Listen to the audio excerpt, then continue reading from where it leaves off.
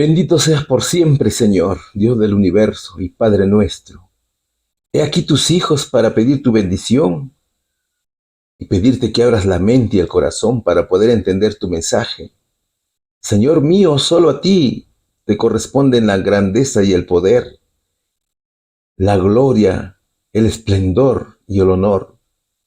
Te rogamos, mi Señor, sabiduría y entendimiento. Te rogamos el perdón de nuestros pecados. Ayúdanos, Padre, a comprender tu mensaje.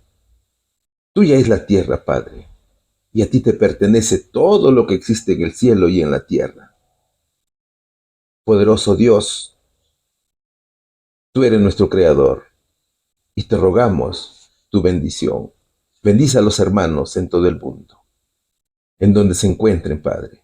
Bendice, nombre por nombre, lugar por lugar, y nación por nación. Todo te lo rogamos en el nombre de Jesús. Amén. Mis hermanos y hermanas, bienvenidos al último estudio del semestre. Grata ocasión es compartir la última lección del libro Los Hechos de los Apóstoles. Y estudiaremos el último periodo del ministerio de Pablo. Pablo viajaba a Roma para cumplir la última orden de Dios. ¿Cuál era la orden de Dios? La orden de Cristo era que Pablo tenía que predicar en Roma. ¿Qué sucedió en la capital romana? ¿Qué sucedió con el apóstol en Roma? Eso sabremos en esta lección. Cuando llegamos a Roma, el centurión entregó los presos al prefecto militar, pero a Pablo se le permitió vivir aparte, con un soldado que le custodiase, dice la palabra del Señor. Eso dice el verso inicial. Antes de comenzar, te recuerdo que este próximo sábado, el primer sábado del mes de julio, estaremos en ayuno. Este ayuno tiene como propósito pedir a Dios sabiduría para poder diferenciar lo bueno de lo malo. Ayunemos, hermanos, porque estamos siendo zarandeados en nuestra fe. Hay muchas víboras que nos quieren morder, así como esa víbora que le mordió a Pablo. Especialmente las doctrinas falsas. Hay que actuar como Pablo, que sacudió a la serpiente en el fuego hasta destruirla. Entonces aquí tienes que preguntarte, ¿has sacudido la víbora en el fuego del Espíritu Santo? El tema lleva por título Roma.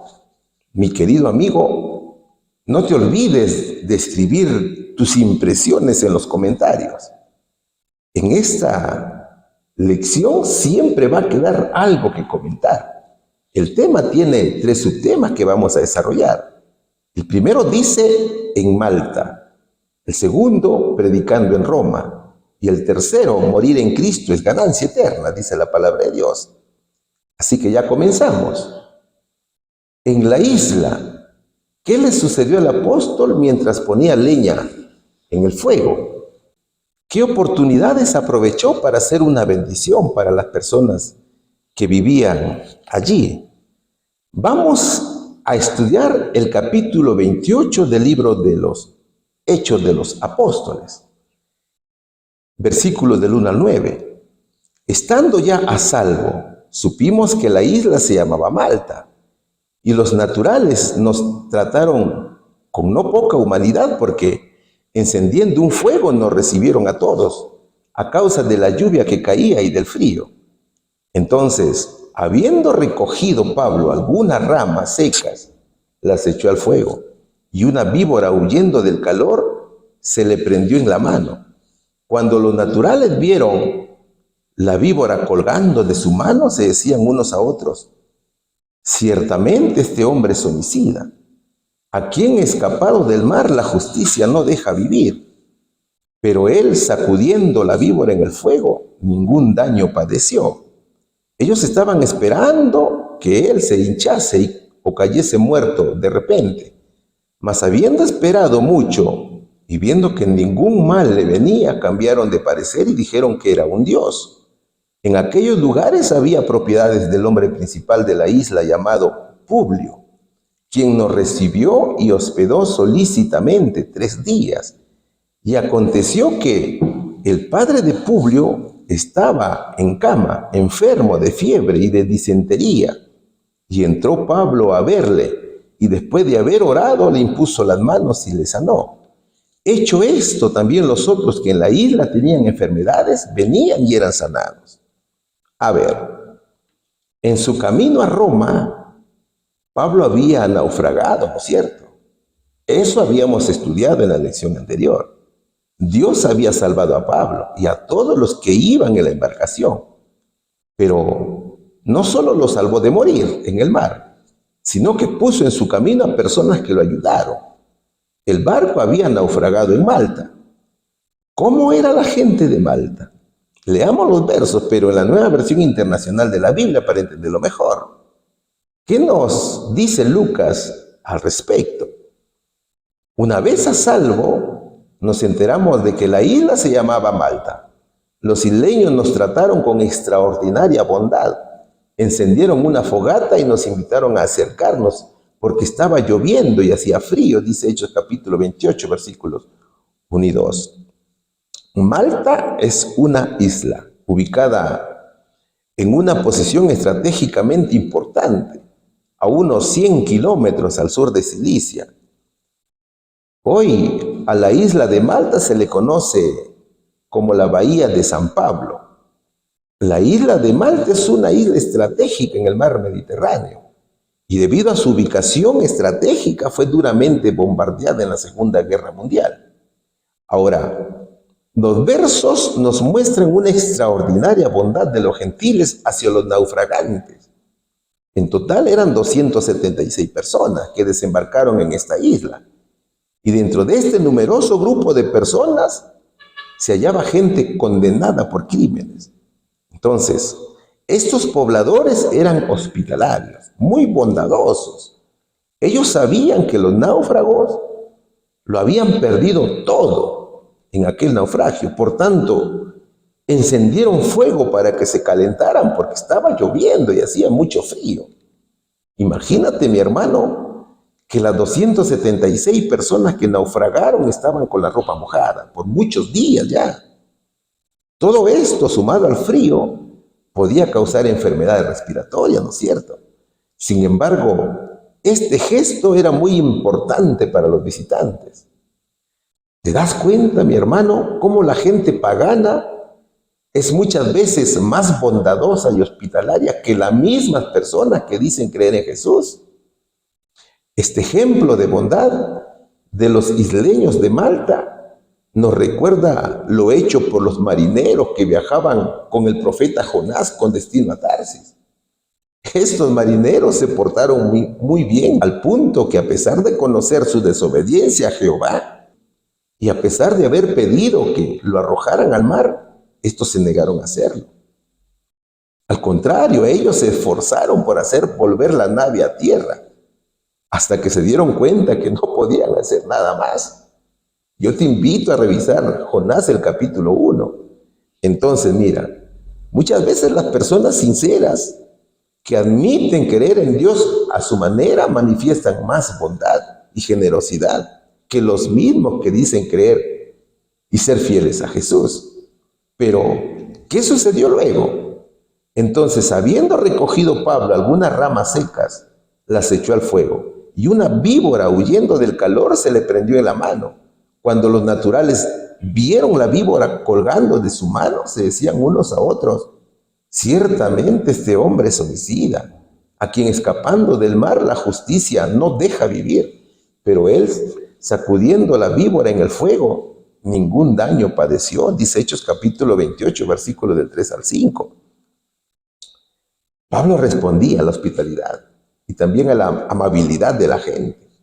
Pero de pronto algo sucede.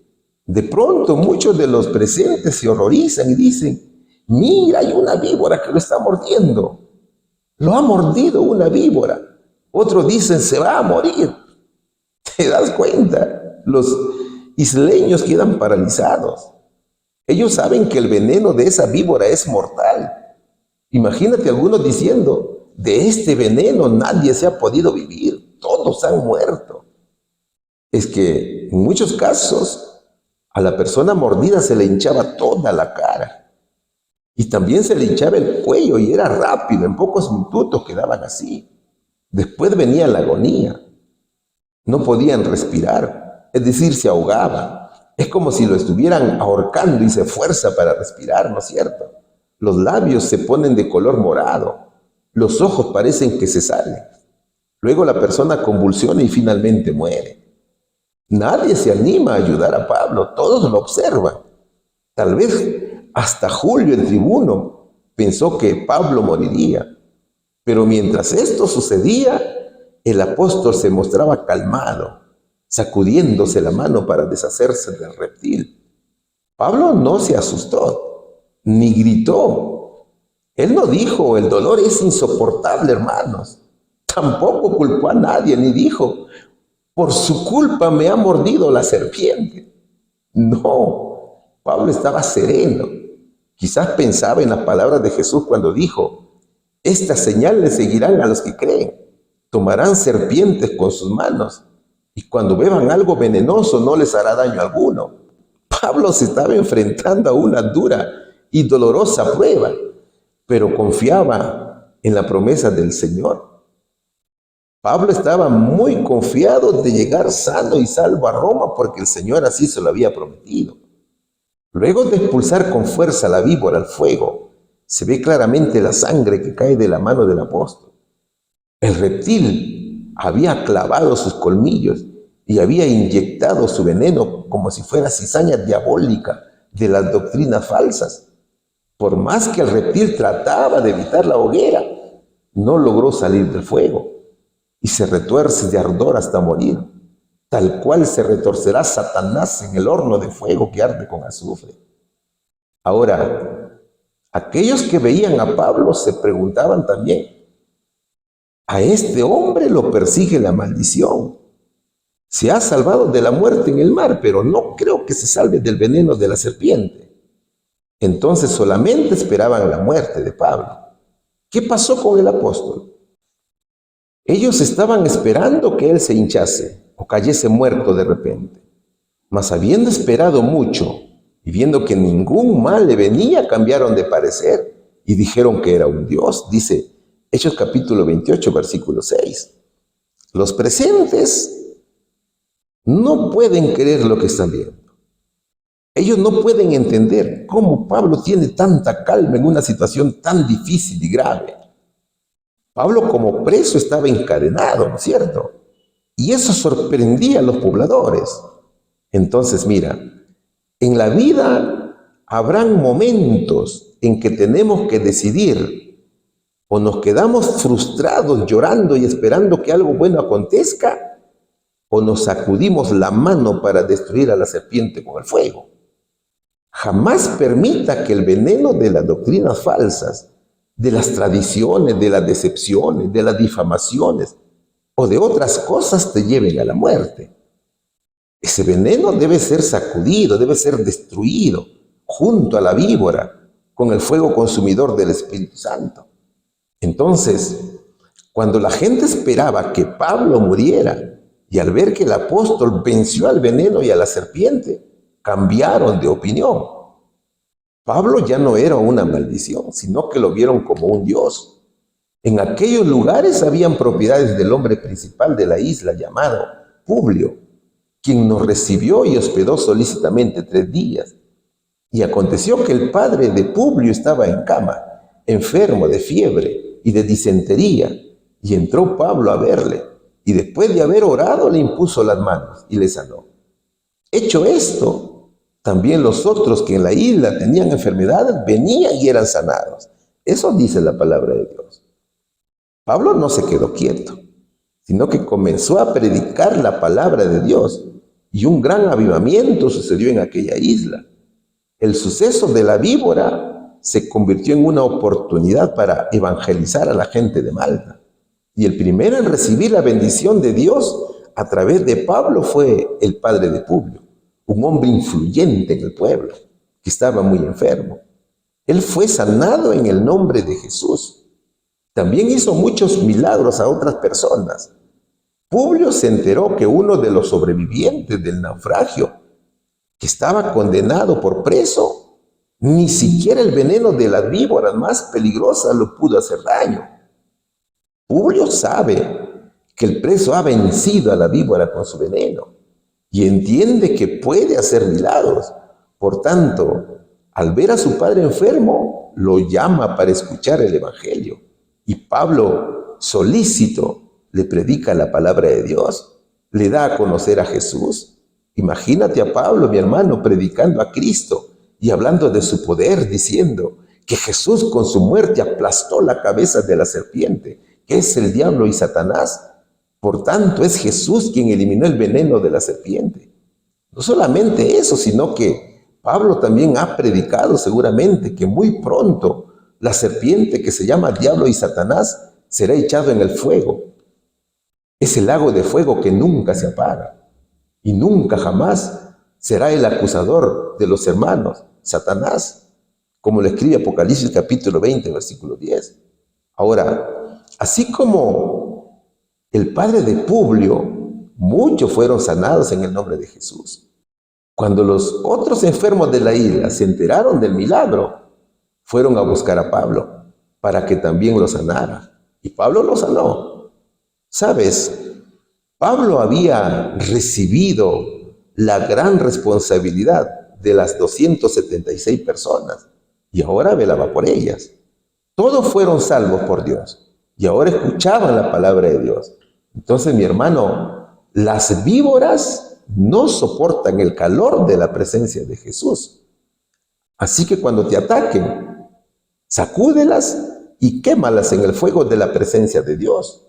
No hay veneno que soporte el calor del Espíritu Santo cuando mora en ti. Acuérdate siempre de esto. Dios no ha prometido una vida sin dificultades, no. Lo que ha prometido el Señor es que vamos a salir victoriosos de esas dificultades. No te olvides, hermano, que a las serpientes no les gusta el calor del fuego. Las víboras siempre huirán del fuego. Entonces, deja que el fuego consumidor del Espíritu Santo more en ti y haz lo que te dice el corazón. Y cuando vengan esas víboras, destrúyelas, mis queridos hermanos. ¿Cuál sería aquí la respuesta? En la isla, ¿qué le sucedió al apóstol mientras ponía leña en el fuego? Fue mordido por una víbora. ¿Qué oportunidades aprovechó para hacer una bendición para las personas que vivían allí? Predicó, cura a los enfermos en el nombre de Jesús. Pregunta número 2. Estamos estudiando el subtítulo que dice en Malta.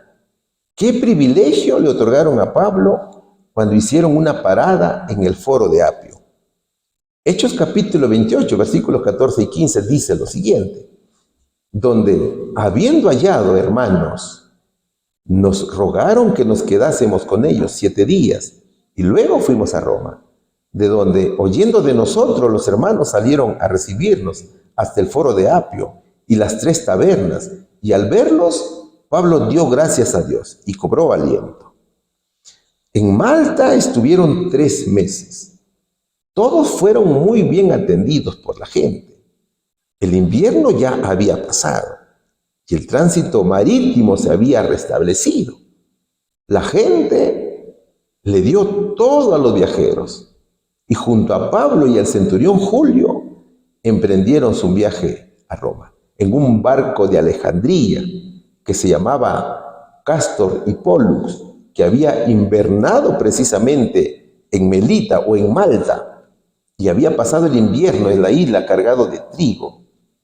Este barco tenía en la parte delantera la figura de los dioses Castor y Pollux. Castor y Pollux eran llamados los dioscuros, que son figuras de las mitologías griegas y romanas, considerados como los hijos gemelos de Zeus o de Júpiter. Eran considerados dioses encargados de salvar a los que están en peligro en el mar o en la guerra. Aunque un poco retardado por vientos contrarios, los viajeros llevaron suficientes provisiones para el largo camino hacia Roma. Entonces el viaje continuaba y partieron desde Malta con destino a Siracusa. En Siracusa permanecieron 3 días y un día después llegaron a la ciudad de Regio, saliendo al día siguiente al puerto de Puteolos. El viento estaba a favor. Y en un día llegaron hasta Puteolos, en donde anclaron cuando llegaron. Puteolos, mis queridos hermanos, o Puteoli, en la costa de Italia, estaba ubicada. Puteoli fue el gran establecimiento para los barcos de cereal que llegaban desde Alejandría y también de otros barcos de todo el mundo romano. Puteoli era el principal centro para las exportaciones en Campania, que era una de las ciudades italianas, incluyendo vidrio soplado, mosaicos, hierro forjado y mármol. Muy cerca de este puerto se ubicaba Miceno, que albergaba a la armada romana, que era la mayor flota naval de la antigüedad. Hoy se le conoce como Pozzuoli, un municipio italiano localizado en la ciudad metropolitana de Nápoles, donde habiendo hallado hermanos, nos rogaron que nos quedásemos con ellos 7 días. Luego fuimos a Roma, de donde oyendo de nosotros los hermanos salieron a recibirnos hasta el foro de Apio y las 3 tabernas.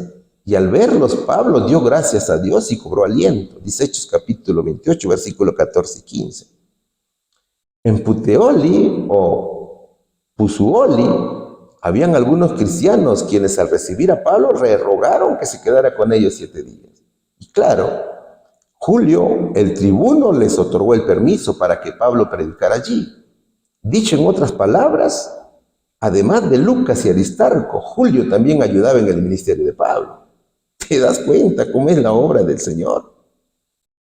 Julio quería mucho a Pablo y lo ayudaba en el viaje. La hermana White dice que desde que recibieran la epístola de Pablo a los romanos, los cristianos de Italia habían esperado ansiosamente su visita del apóstol. No habían pensado verlo llegar como preso, pero sus sufrimientos despertaron en ellos su mayor cariño hacia él. O sea, no importaba verlo preso, no importaba verlo encadenado. Lo importante era encontrarse con él. Ya faltaba muy poco para llegar a Roma. La distancia de Puteolos a Roma era aproximadamente de 224 kilómetros. Esta cercanía hacía que la comunicación fuera fluida con Roma. Entonces la noticia del viaje de Pablo llegó a la capital italiana y los hermanos estaban muy contentos. Pablo aún no llegaba a Roma, pero ya habían hermanos preparando su llegada y saldrían a darle el encuentro. Todo era alegría. ¿Te das cuenta cómo el pueblo de Dios se alegra cuando es visitado por algún hermano? Parte de la delegación esperó en las 3 tabernas, a unos 15 kilómetros, más cerca de Roma todavía, mientras que el resto prosiguió hasta la plaza del mercado de Apio. Algunos de ellos salieron para encontrarse con él y darle la bienvenida, dice la hermana Guay. Solo faltaban 65 kilómetros para llegar a Roma, es decir, estaban a un día de camino hasta Roma. Y los hermanos ya se encontraban en la plaza de Apio. La plaza de Apio era una parada bien conocida de la famosa carretera romana llamada Vía Apia, que iba desde Roma a Brundisium, hoy se llama Brindisi, pasando por Capua. Tanto la denominación de la carretera como del mercado son dados por su fundador, que se llamaba Apio Claudio Seco, del siglo IV antes de Cristo. Entonces, los viajeros llegaron a la plaza de Apio y Pablo era recibido con mucha alegría. Esa alegría era inesperada. Pablo ya no se sentía solo y sin amigos, sino que estaba animado y en el camino parecía iluminado. Pablo entendía que aunque oscuras sombras de aflicción y persecución rodeaban su camino, Dios lo cuidaba y lo consolaba, brindándole la simpatía y la amistad de sus hermanos cristianos, que no se avergonzaban de sus cadenas, sino que lloraban de alegría, mientras el apóstol alabó a Dios en alta voz. Pablo dio gracias al Señor por la misericordia alentadora que estaba recibiendo. Ese camino lo fortaleció y le dio valor para afrontar lo que dentro de poco le sucedería en Roma. Entonces había mucha gente en la plaza de Apio. Los visitantes se abren paso entre las multitudes que llenan la gran carretera. Pablo, un anciano canoso de cabellos grises y blancos, encadenado junto a unos presos con apariencia de despiadados, es observado con mirada de burla y es hecho objeto de más de una broma grosera y burlona por parte de los viajeros. Pablo tuvo una vida cristiana llena de pruebas, de sufrimientos y equivocaciones, pero todos los sufrimientos eran recompensados por Dios y su camino continuó firme y su corazón se llenó de gozo. Por eso es que decía, todo lo puedo en Cristo que me fortalece, ¿no es cierto? Así lo registra Filipenses capítulo 4, versículo 13. Oh, querido hermano y hermana, querido amigo y amiga, Pablo no miraba el pasado, ni temía el futuro, aún sabiendo que faltaba poco para el fin de su ministerio, y sabiendo además que aún le esperaban más aflicciones y cadenas. Pero aún estando preso y con cadenas, sabía que tenía que salvar almas. A Pablo, mi hermano, no le importaba el dolor ni las heridas de las cadenas en sus brazos. Para él era mucho mejor que todo ese dolor la salvación de las almas. Pablo se regocijaba en sus sufrimientos por la causa de Cristo. ¿Sabes? Su vida cristiana había sido una sucesión de pruebas, de sufrimientos y chascos. Pero en esta hora se sentía abundantemente recompensado. Con paso más firme y corazón gozoso continuó su camino. Él no se quejaba del pasado, mi hermano, ni tampoco temía el futuro. Sabía que cadenas y aflicciones le esperaban, pero también sabía que debía rescatar almas de un cautiverio infinitamente más terrible. Y se regocijó en su sufrimiento por la causa de Cristo. Entonces hay que preguntarse, ¿estamos actuando como Pablo para salvar almas? ¿Estamos dejando atrás nuestras aflicciones para proseguir haciendo la obra de Dios? ¿Estamos abandonando ya nuestra apatía para comenzar a predicar la segunda venida de Cristo? Eso debemos preguntarnos, mis hermanos. Vamos a la respuesta. ¿Qué privilegio le otorgaron a Pablo cuando hicieron una parada en el foro de Apio? Le permitieron que se quedara con los hermanos 7 días. Pregunta número 3. Una vez que los prisioneros y los guardias llegaron a Roma, ¿dónde se le permitió quedarse al apóstol? ¿Cómo era estar constantemente custodiado por un soldado? Hechos capítulo 28, versículo 16 dice, cuando llegamos a Roma, el centurión entregó los presos al prefecto militar, pero a Pablo se le permitió vivir aparte, con un soldado que le custodiase. Cristo cumplió su promesa. Pablo había determinado que iría a Roma en su tercer viaje misionero, como lo registra Hechos capítulo 19, versículo 21, y Romanos capítulo 1, versículo 15. En Jerusalén Jesús le prometió que llegaría a Roma, y repitió esa promesa durante las 2 semanas de tormenta en el mar. En aquel tiempo, la sociedad romana estaba dividida en 3 clases. Una pequeña clase alta, una gran clase de pobres y esclavos. Pablo fue entregado a las autoridades romanas con 2 buenos informes. Uno que fue realizado por Festo, en la cual indicaba que Pablo era inocente, y el otro fue el informe elaborado por Julio, el tribuno que trasladó a Pablo desde Cesarea hasta Roma. Julio estaba feliz porque había cumplido su deber de traer exitosamente a todos los prisioneros de Cesarea hasta la ciudad de Roma, claro, con mucha ayuda de Pablo.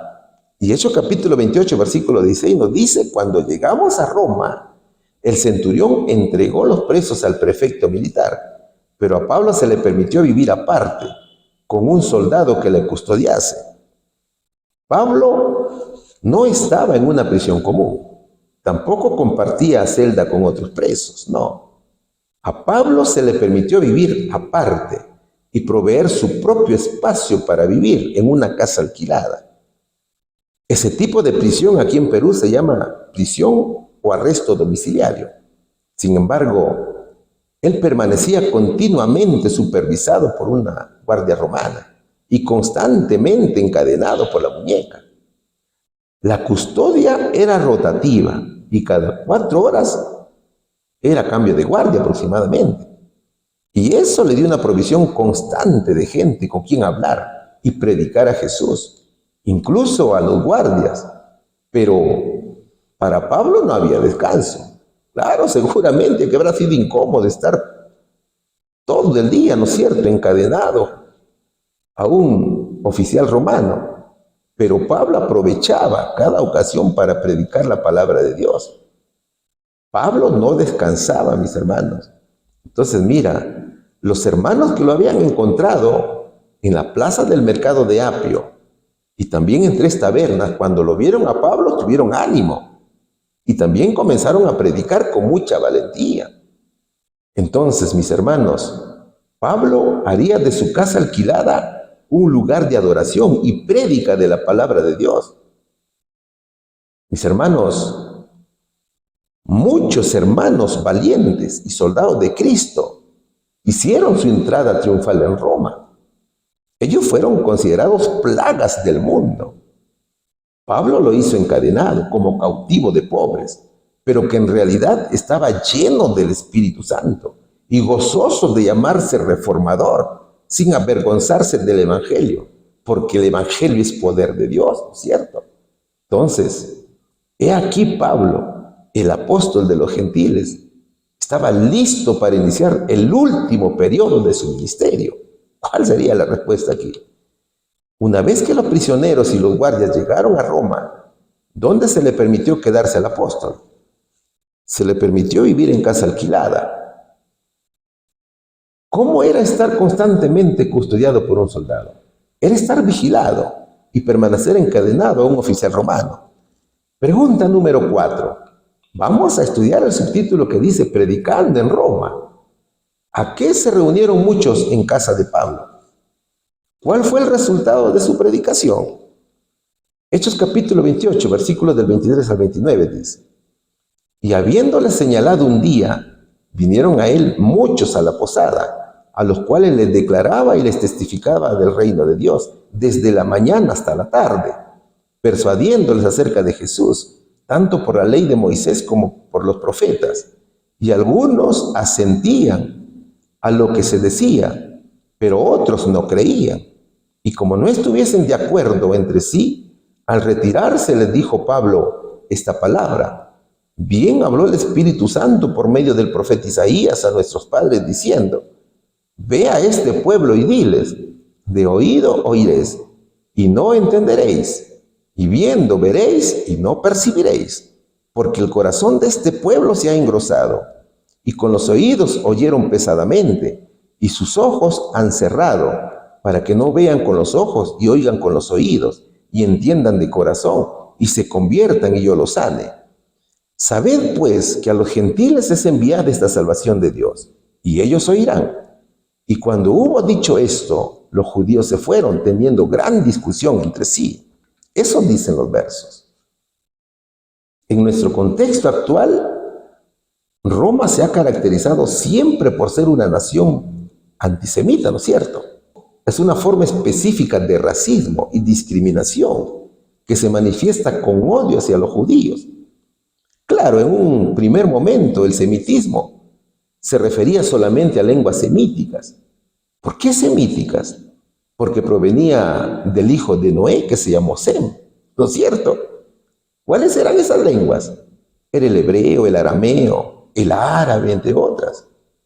Solo que conforme pasaba el tiempo, se comenzó a tomarlo como un tema de raza. Es por eso que se comenzó a discriminar al pueblo judío. Entonces, mira, eso ha caracterizado a Roma desde tiempos antiguos. Y vemos que Claudio, el emperador romano, ya había emitido un decreto para expulsar a los judíos. Acuérdate del caso de Aquila y Priscila. Ellos fueron precisamente expulsados de Roma. Y ahora Pablo se encontraba en esa ciudad. Muchos judíos habían sido destituidos de Roma varios años antes. Pero ahora habían recibido permiso para volver. Y ahora se encontraban allí en gran número. Pablo era judío, ¿no es cierto? Claro, en aquel entonces todavía habían judíos en la capital italiana. Roma tenía entonces 2 millones de habitantes aproximadamente y tenía algo de 7 sinagogas. Entonces, las primeras acciones que hizo Pablo en los primeros días de su estancia en Roma fue contactar a los ancianos y líderes de esas sinagogas. Seguramente que algunos de ellos ya lo habían saludado en el camino. Acuérdate que Pablo fue recibido por una multitud de hermanos que llegaron desde Roma a las 3 tabernas, ¿cierto? Al tercer día de su llegada a Roma, Pablo invita a los líderes de las sinagogas y comenzaría con su evangelización. Observa, mi hermano, que Pablo cumple la orden del Señor, al judío primeramente y después al gentil. Esa era la norma invariable de su ministerio. ¿Qué les dijo Pablo a los judíos? Esta era la primera reunión. Y en su primera reunión, Pablo expresa el motivo de su llegada a Roma. En esa reunión, Pablo va a narrar el motivo de su detención y su traslado hasta Roma. Él dice: yo no he hecho nada ni contra el pueblo ni nuestras costumbres, pero algunos judíos me entregaron a los romanos, que me hicieron muchas preguntas, y como demostré mi inocencia, quisieron dejarme libre. Y como los judíos que me acusaban querían matarme, tuve que pedir que el emperador de Roma se hiciera cargo de mi situación. Yo me encuentro preso por tener la misma esperanza que tienen los judíos. Eso dijo el apóstol. Pablo en esta reunión no dijo nada con respecto al maltrato sufrido a manos de los judíos, ni de las repetidas maniobras para asesinarlo. Sus palabras revelaron prudencia y bondad. Él no buscaba simpatía personal, sino que buscaba defender la verdad y mantener el honor del evangelio. Pero los líderes le dijeron: bueno, Pablo, nosotros no hemos recibido ninguna carta de Judea que hable acerca de ti. Nadie de los que llegaron te ha acusado de nada malo. Al contrario, sabemos que perteneces al cristianismo. Así que queremos oír personalmente las razones de tu fe en Cristo, porque hemos escuchado que en todas partes se habla en contra de este nuevo grupo al que tú perteneces. Eso dice la palabra del Señor. Entonces, como había el deseo de escuchar hablar de Jesús, Pablo les pidió que fijaran un día para presentarles la verdad del evangelio. Y llegado el día, se reunieron nuevamente con Pablo en casas donde estaba hospedado y preso, en donde Pablo presentaría a Jesús. Esa enseñanza duró varias horas. Y Hechos capítulo 28, versículo 23 dice: señalaron un día para reunirse con Pablo y acudieron en mayor número a la casa donde estaba alojado.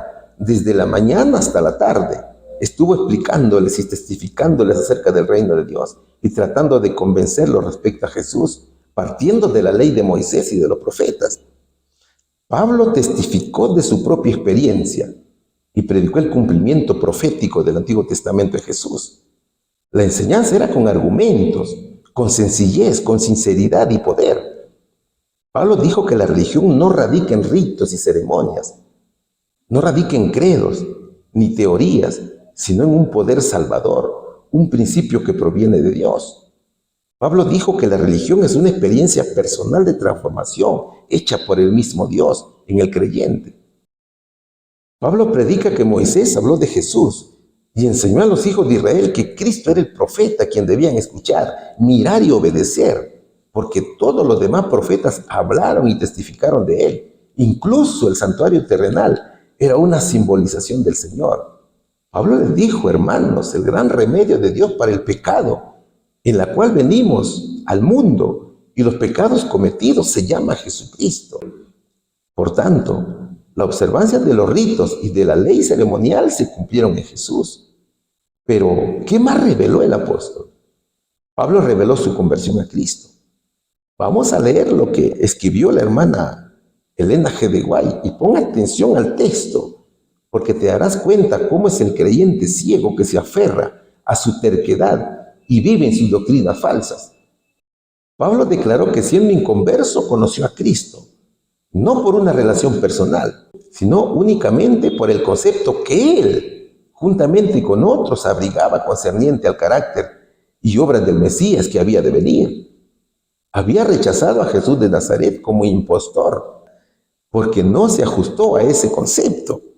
Es decir, Pablo dice, yo pensaba que el Mesías era un salvador con armas, valiente y guerrero. Pero eso era el concepto que yo tenía, dice Pablo. Es como en las doctrinas falsas acerca del pecado, ¿no es cierto? Muchos piensan, sacan sus propios conceptos y sustentan con argumentos bíblicos que nacemos sin pecado. ¿Te das cuenta? Pero solamente narran conceptos humanos. No solamente acerca del pecado humano, sino sobre la divinidad de Jesús. Entonces Pablo dice, por mis propios conceptos rechazaba a Jesús de Nazaret y lo declaraba impostor. ¿Qué dicen aquellos que predican sobre la naturaleza de Cristo? Ellos están diciendo, para mí Jesús es pecador, ¿no es cierto? Desde que están negando la divinidad de Cristo, están diciendo, Cristo es pecador. ¿Te das cuenta cómo la oscuridad nos desvía de la comunión con Jesús? Entonces, el apóstol va a determinar diciendo, fue en la conversión a Jesús que pude ver la luz y darme cuenta de mis horrendos errores en los cuales vivía. Y por fin entendí que Jesús era el Mesías. De la misma manera dice que él aprendió a mirar por la fe, porque Jesús predicaba un reino espiritual. La hermana White dice que el apóstol afirmó que no les presentaba a Cristo según la carne. Mi querido hermano, Pablo predicaba la justificación por la fe y decía, a Jesús lo vemos con los ojos de la fe, como al Redentor glorificado. Pero, ¿qué sucedió con el mensaje de Pablo? Unos se convencieron por lo que él decía, pero otros se negaron a creer. No pudieron ponerse de acuerdo entre sí y comenzaron a irse cuando Pablo añadió esta última declaración. Con razón el Espíritu Santo habló a sus antepasados por medio del profeta Isaías, dice Hechos capítulo 28, versículos 24 y 25. Algunos creyeron y confiaron en Cristo, pero otros tenían el corazón duro, hermano, y no pudieron ser convencidos. Es de entender que las preguntas que hacía el apóstol llegaban a ambos lados y la discusión era también entre los que creían y los incrédulos. Habían muchos corazones tercos y endurecidos, a pesar que el Espíritu Santo hablaba a través de Pablo. Ellos no aceptaban el mensaje de salvación. Entonces, como muchos continuaban ciegos, a pesar de la inmensa luz con los cuales eran ilustrados, Pablo va a reprender su incredulidad. Querido amigo, muchos en estos tiempos, a pesar de tener toda la luz del Evangelio, aún siguen ciegos e inventan teorías sobre el Señor Jesús, que lo único que hacen es alejar de la fe a los más débiles y benefician con esas teorías falsas al ecumenismo espiritual.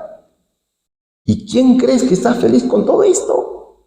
Es Satanás, ¿no es cierto? Porque dice, ya tengo más aliados para mi batalla final contra Jesús. Eso es lo que dice Satanás. Y bien lo dice la hermana Elena G. de White. Anás también lo vio, y asimismo Pilatos, y los sacerdotes y gobernantes, y los soldados romanos. Pero ellos no le vieron con los ojos de la fe, como al Redentor glorificado. ¿Te das cuenta, mi hermano, cómo nos volvemos ciegos cuando aceptamos las doctrinas falsas? El pueblo de Dios tiene toda la luz del Evangelio. Sin embargo, muchos se rehúsan a aceptar a un Jesús como un ser divino, puro, perfecto, inmaculado, y que vino puro, santo y perfecto también al mundo. Y en su ceguera espiritual, tal cual lo fue Caifás y Anás, que presentaron a Jesús como un ser que nació con naturaleza pecaminosa. Es por eso que le decían, no, este hace milagros con el poder de Belcebú. ¿Te acuerdas de ese versículo? Entonces, fíjate lo que va a decir aquí nuestra hermana Elena G. de White. Pon atención a este párrafo, mi querido hermano, y grábatelo, por favor. Algunos están engañados, no se percatan de lo que está por suceder en la tierra. Son víctimas de un error fatal los que se han dejado confundir en lo que concierne a la naturaleza del pecado. Sin embargo, el Señor nos ordena a reprender la rebeldía y a la oscuridad, diciendo: ve a este pueblo y dile, por mucho que oigan no entenderán, por mucho que vean no comprenderán, porque el corazón de este pueblo se ha vuelto insensible, se les han tapado los oídos y se les han cerrado los ojos. De lo contrario, verían con los ojos, oirían con los oídos, entenderían con el corazón, se arrepentirían y yo los sanaría. Dice Hechos capítulo 28, versículos 26 y 27. Eso dice la palabra de Dios. Si usted rechaza a Jesús, podrá oír, pero nunca entenderá la palabra de Dios. Puede ver, pero nunca distinguirá el bien del mal. Tu corazón será más duro que antes, hermano. Tus oídos y tus ojos serán cerrados, porque realmente no quieres dejar que Jesús sane tus pecados. ¿Y sabes por qué sucede todo esto? Porque el Espíritu Santo no mora en tu corazón, que está incrédulo y está duro, ¿cierto? Pablo había cumplido con dar a conocer el reino de Dios a los judíos, pero como muchos no lo aceptaron, luego les va a decir: sabed pues que a los gentiles es enviada esta salvación de Dios, y ellos oirán.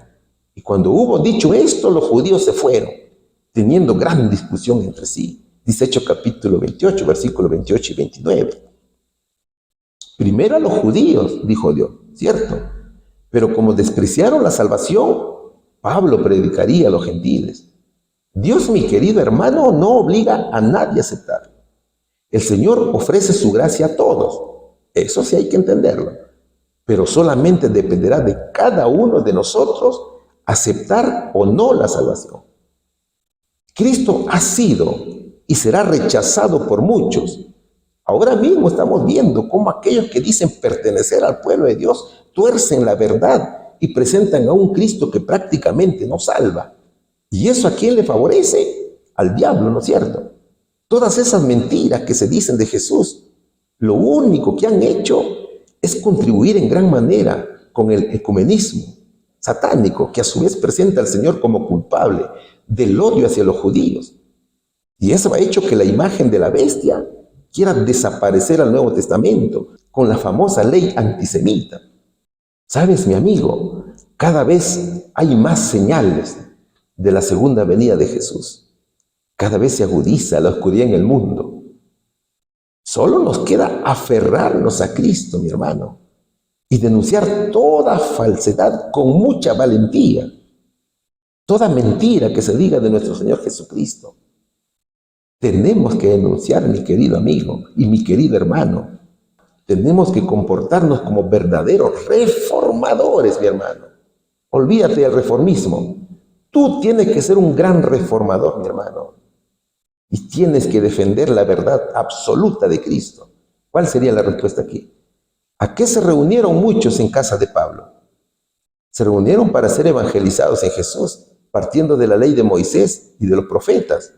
¿Cuál fue el resultado de su predicación? Unos se convencieron por lo que él decía, pero otros se negaron a creer. Pregunta número 5.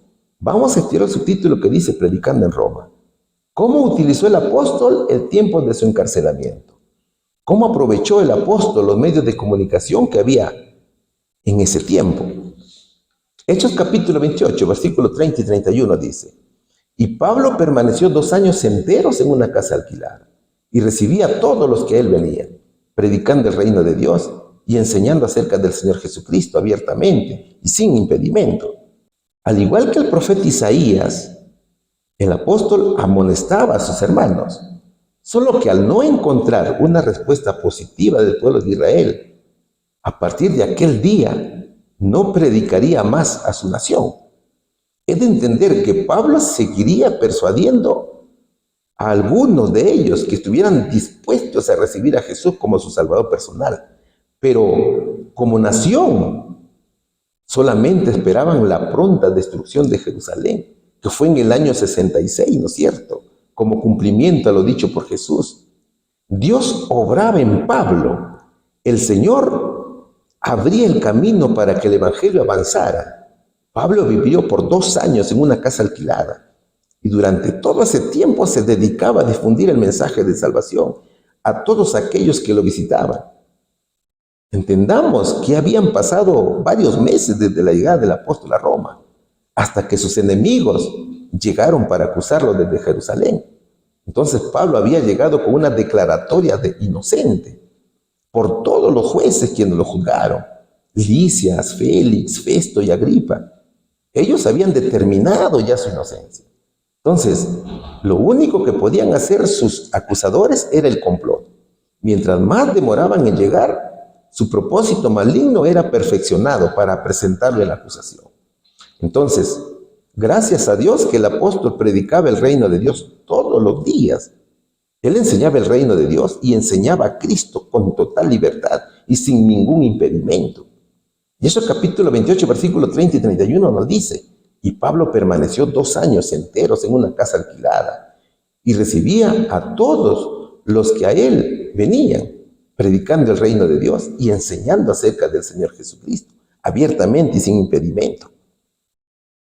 Solamente predicaba, sino también escribía a las iglesias, daba ánimo a los hermanos. El apóstol se preocupaba mucho por la fe de los hermanos y no se olvidó de las iglesias que había establecido en diversos países.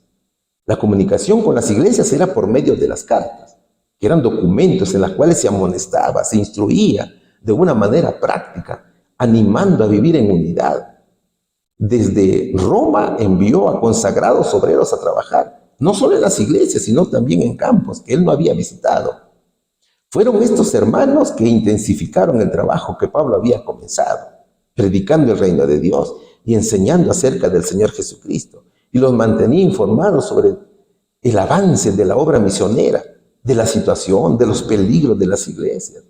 Los informes de los hermanos también eran por medio de las cartas o las llamadas epístolas, de tal manera que el apóstol conocía a detalle la predicación del evangelio. He de entender, mi hermano, que estos obreros, estos misioneros, fueron muy bien adoctrinados por Pablo. Ellos llegaban a Roma y volvían a salir con una visión clara y encendida, con la fe renovada en Cristo, tal cual lo era Timoteo, Tito, Aristarco, Epafrodito, Onésimo, entre otros. Acuérdate de la carta a Filemón, que fue llevada por el mismo Onésimo. Acuérdate de la carta de Timoteo y también de Tito. Es decir, a Pablo no le pesaban las cadenas para escribir. Tampoco las cadenas obstaculizaban su labor pastoral desde su arresto domiciliario. ¿Cuál sería aquí la respuesta, hermano? ¿Cómo utilizó el apóstol el tiempo de su encarcelamiento? El apóstol utilizó el tiempo predicando el reino de Dios y enseñando acerca del Señor Jesucristo. ¿Cómo aprovechó el apóstol los medios de comunicación que había en ese tiempo? De diversa manera, mis hermanos. El apóstol envió obreros a trabajar, no solo en las iglesias que había instituido, sino también en los campos que él no había visitado. A través de las cartas, él enviaba cartas y a través de las cartas instruía, educaba, exhortaba, ¿no es cierto? Pregunta número 6. El subtítulo es Predicando en Roma. ¿Qué sabemos de su inseparable compañero de viaje, quien voluntariamente tomó las prisiones de Pablo para poder escribir sus vivencias? Colosenses capítulo 4, versículos 12 al 14 dice: Os saluda Epafras, el cual es uno de vosotros, siervo de Cristo, siempre rogando encarecidamente por vosotros en sus oraciones para que estéis firmes, perfectos y completos en todo lo que Dios quiere. Porque de él doy testimonio, y de que tiene gran solicitud por vosotros, y por los que están en la Odisea, y los que están en Hierápolis. Os saluda Lucas, el médico amado, y Demas, dice la palabra de Dios. Varios hermanos, ¿no es cierto? Pablo viajó junto a Lucas y Aristarco. Estos fieles hermanos nunca abandonaron al valiente soldado de Cristo, que a pesar de vivir mucho tiempo encadenado, jamás dejó de predicar. Pero junto a él también estaban Epafras. El diccionario bíblico adventista dice que Epafras se deriva del griego epafras, que significa simpático. Epafras era el consiervo amado de Pablo y ministro de la iglesia en Colosas. Es muy probable que haya sido él quien fundó la iglesia de Colosas, y también las iglesias de Hierápolis y Laodicea, aunque en realidad las tres ciudades se ubican entre ellas con una distancia muy cercana. Entre Hierápolis y Laodicea habían unos 10 kilómetros y ambas a unos 15 kilómetros de Colosas. Fue Epafras quien llegó a Roma durante el primer encarcelamiento de Pablo para informar de su iglesia, compartiendo la cárcel también con el apóstol. Epafras era un hermano dedicado a la oración. Epafras trabajó fervientemente en la oración, más aún sabiendo de los peligros de las doctrinas falsas que atacaban a la iglesia de Colosas. Entonces, Epafras oraba para que los cristianos colosenses se mantuvieran firmes y en obediencia a Dios. También lo acompañaba Lucas. Lucas, como ya lo dijimos, era un médico de profesión y acompañaba a Pablo. Él es quien escribe el ministerio de Pablo. Pablo incluye a Lucas como un creyente gentil que permanecía con él, no con los de la circuncisión. Es por eso que se dice que Lucas fue un gentil convertido al cristianismo, aunque la tradición cristiana primitiva lo consideraba natural de Antioquía de Siria, ¿no es cierto? Lucas presenta sus trabajos escritos de manera más analítica y científica. Sin embargo, se desconocen más detalles de su vida. Además de Lucas, también estaba Demas. Demas fue quien abandonó a Pablo por amor a este mundo, trasladándose luego a Tesalónica, como lo registra 2 Timoteo capítulo 4, versículo 10. Además de estos hermanos, se menciona a Timoteo, quien también velaba por su comodidad de Pablo. Tíquico, hermano amado y fiel ministro y consiervo en el Señor. Tíquico era muy leal al apóstol. Demas y Marcos estaban también con él. Aristarco y Epafras eran sus compañeros en prisión. Es decir, a pesar de sus prisiones, nunca estaba solo, sino que los hermanos que le acompañaban vivían experiencias y enseñanzas que nunca olvidaría. Qué privilegio tuvieron estos hermanos al estar junto a Pablo, ¿no es cierto?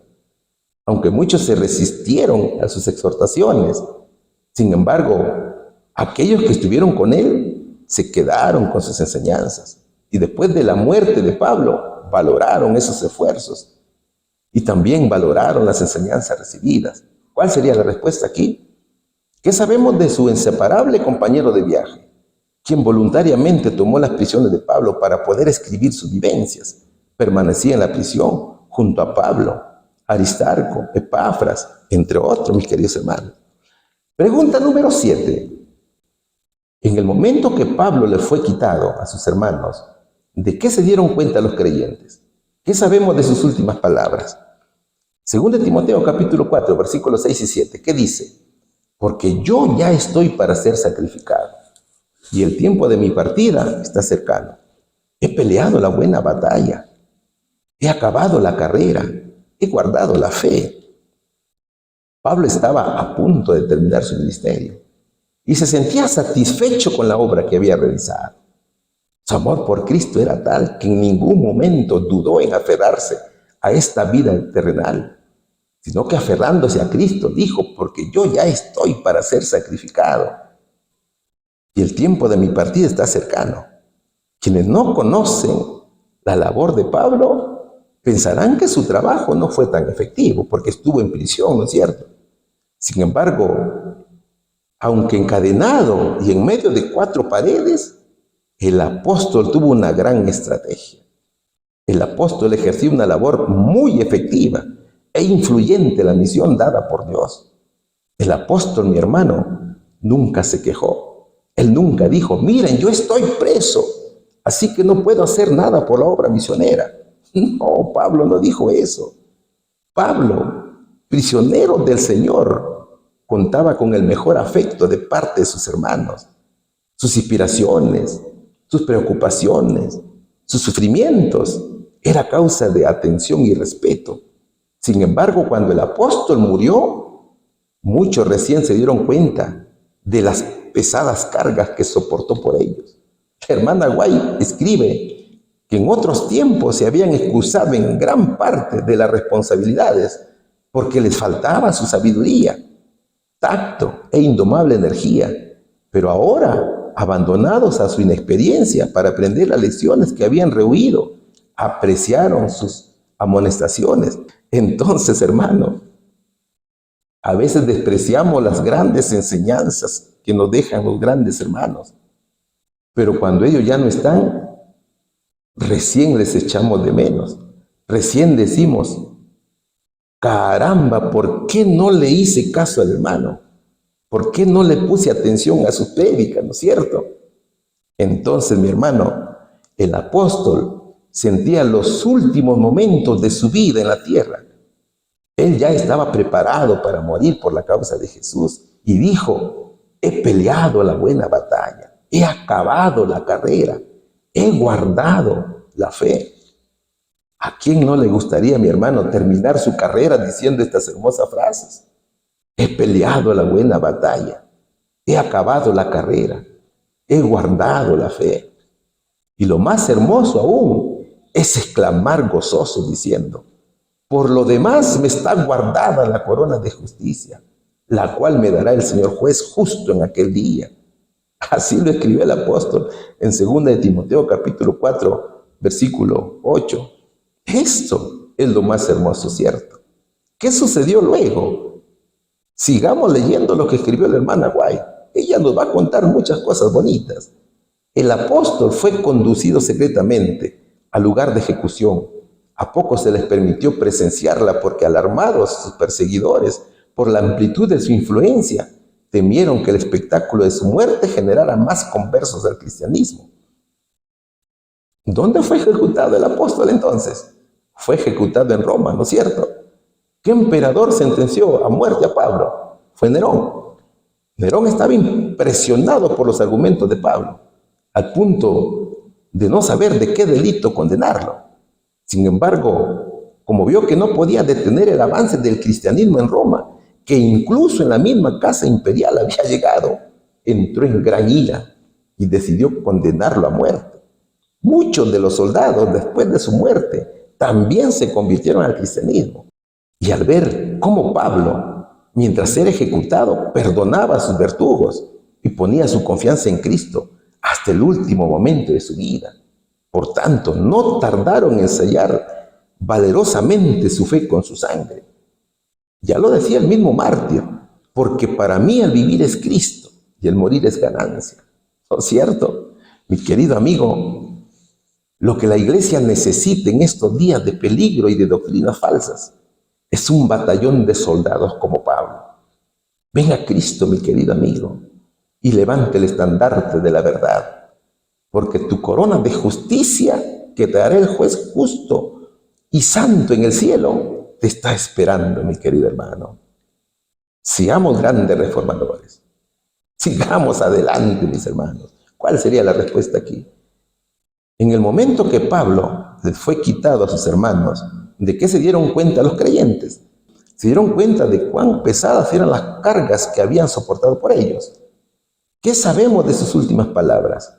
Pablo dijo, he peleado la buena batalla, he acabado la carrera, he guardado la fe.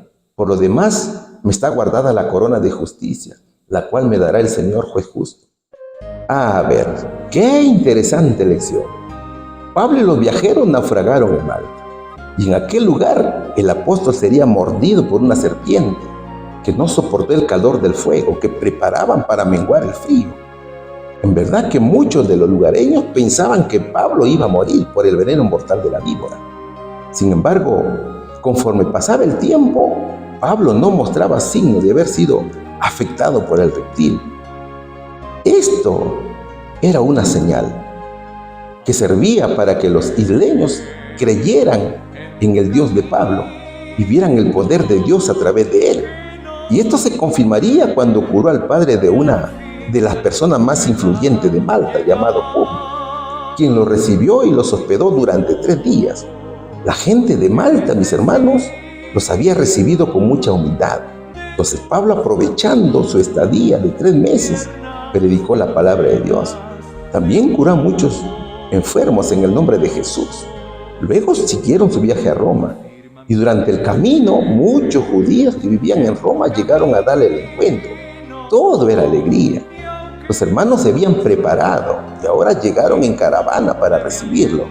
Entonces, al llegar a Roma, Pablo identificó a los judíos y los invitó a una reunión en donde les expuso el motivo de su presencia en Roma. Pero ellos quisieron escuchar acerca de su fe en Jesús. Pablo, predicando en Roma, les presentó a Jesús de Nazaret como el Mesías y sustentó su doctrina con argumentos que iban desde Moisés hasta los profetas y su cumplimiento profético en el Señor Jesús. Sin embargo, no todos creyeron. Muchos continuaron con incredulidad, induciendo a Pablo que dijera que este mensaje era el último para los judíos, porque después de la nación judía sería destruida por los romanos. Pablo les dijo: muchos viven en total oscuridad, muchos oyen pero no entienden. Por mucho que vean, dijo Pablo, no comprenderán porque su corazón está duro y no dejan morar al Espíritu Santo. Pablo pasó sus últimos años en Roma. Estaba decidido a morir por Jesús. Estaba convencido que morir en Cristo es ganancia eterna. Pablo murió predicando a Jesús. Pablo fue ejecutado por Nerón y dejó un gran ejemplo de valentía, sabiduría y entendimiento. He peleado la buena batalla, he acabado la carrera, he guardado la fe, dijo el apóstol. Mis hermanos, estamos en los últimos tiempos. Y usted, mi amigo, que está viendo en estos momentos cómo las doctrinas falsas se unen a un ecumenismo espiritual mundial que deja libre el camino a Satanás para que a través de su imagen, que es Estados Unidos, y el falso profeta, intensifiquen la batalla final contra el pueblo de Dios. No claudiquemos, mis hermanos. Sigamos con la espada de la verdad. Llevemos este hermoso estandarte de la verdad pura del Evangelio hasta el último momento de nuestras vidas. Que toda la honra y la gloria sea para nuestro Salvador Jesucristo. Amén. Vamos a orar. Poderoso Señor, te damos las gracias por esta oportunidad que nos diste de poder compartir tu palabra. Señor, te damos gracias y permite que podamos guardar en cada corazón las enseñanzas que hayamos aprendido el día de hoy. Bendice, Señor, el material que esté en las redes sociales también, y te rogamos que sea de beneficio para nuestro crecimiento espiritual. Gracias, Padre Santo. Te lo rogamos siempre en el nombre precioso de Jesús. Amén.